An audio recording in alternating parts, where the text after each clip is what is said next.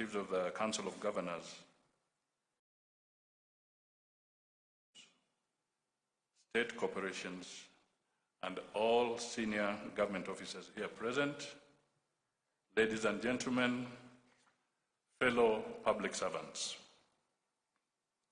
Your Excellency, I will seek your indulgence to speak slightly longer than my colleagues, because I think today is an extremely important day for the entire public service and for Kenya in regard to service delivery. So here are my remarks. It gives me great pleasure to welcome you to this important occasion for the official release of the 18th cycle report on evaluation of the performance of ministries, state corporations, and tertiary institutions for the financial year 2021-2022. I really emphasize that 2021-2022. Please underscore that because the new government has just stepped in, so the results that you are seeing is because government is in perpetuity and we are releasing the results as they were in that financial year. Your Excellency, the Kenya Vision 2030 guides the development of a robust, well-functioning, citizen-focused, and result-oriented public service as a key foundation for economic growth. To this end, your government is committed to facilitating creation of an environment that fosters Kenya's transformation process as a transformation agenda, in short, better, and the Kenya Kwanza Manifesto. This will be done by sustaining the upscaling of gains made through the deepening of devolution, public sector reforms, and enhanced infrastructure development, socio-economic development. Your Excellency, performance contracting has increasingly become an important tool for improving public sector performance. If implemented well, it is an instrument that should assist the country achieve its long-term economic development policy goals. To this extent, performance contracting has been embedded in the public service for 19 years now and codified through the Public Service Commission Performance Management Regulations of 2021 as a means of managing performance in the public service. Your Excellency, the first level performance contracts are signed annually in tandem with the government's budgeting cycle between yourself and the respective cabinet secretary, after which they are cascaded downstream institutions. So in a few weeks' time, we shall be signing performance contracts with you. Your Excellency, whereas implementation of performance contracting has been on course, its potential is yet to be fully realized. Hence, we are now committing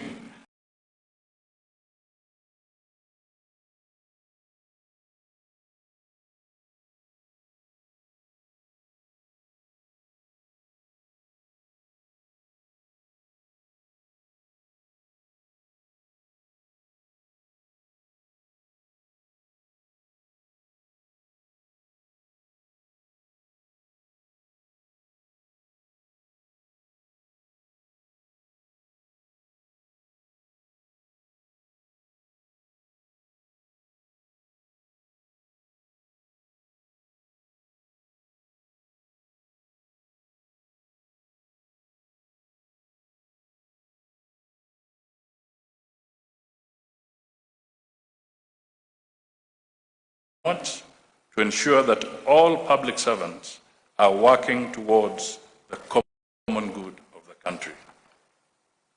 Invariably, performance of the public service must then be integral in driving the economic transformation agenda as an offshoot in realizing the Kenya Vision 2030 that seeks to transform Kenya into a globally competitive, prosperous country.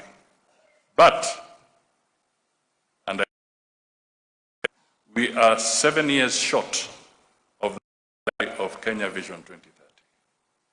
A conversation around Kenya's Vision 2063, when Kenya turns 100 years old, must begin.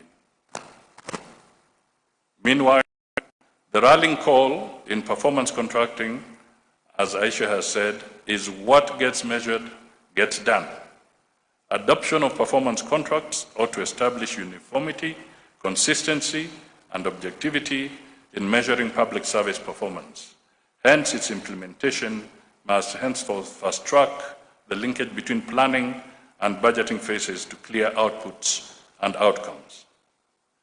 Your Excellency, upon implementation of performance contracts in the public service in 2004, economic growth rose to a record 7.1% in 2007,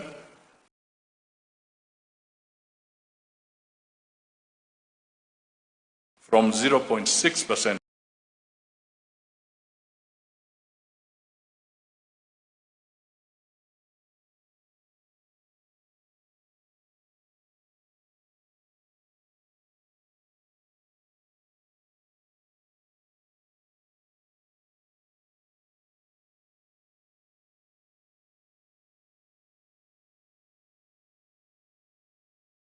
Second runners-up award for Best Innovation in Citizen-Centered Service Delivery, Public Service Day held in Zimbabwe. As a result, African, Malawi, Sierra Leone, and Lesotho have domesticated the Kenyan model of performance contracting in the management of their public service. Performance management the world over has been evolving, and I am informed the same in place in Kenya. First, I am informed that in 2020, the Public Service Performance Management Unit commenced automation of the performance contracting processes that were previously carried out manually. This is being done through a fully homegrown online government performance contracting information system. The ultimate goal of this system is a fully automated end-to-end system where all relevant performance contracting processes are carried out online. It is worth pointing out that the system ensured continuity of service delivery during the challenging COVID-19 pandemic.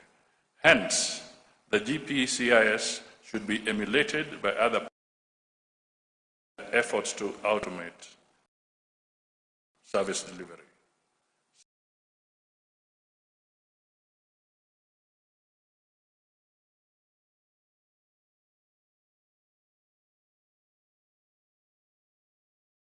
Commissions and independent offices while taking cognizance of their autonomy. Its rollout will re-engineer the organizational, operational, and institutional framework for guiding performance management services in Kenya's public service.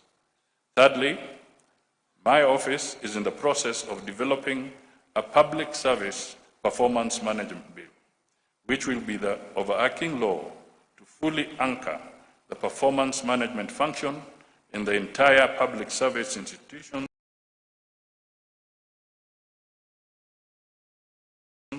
at both levels .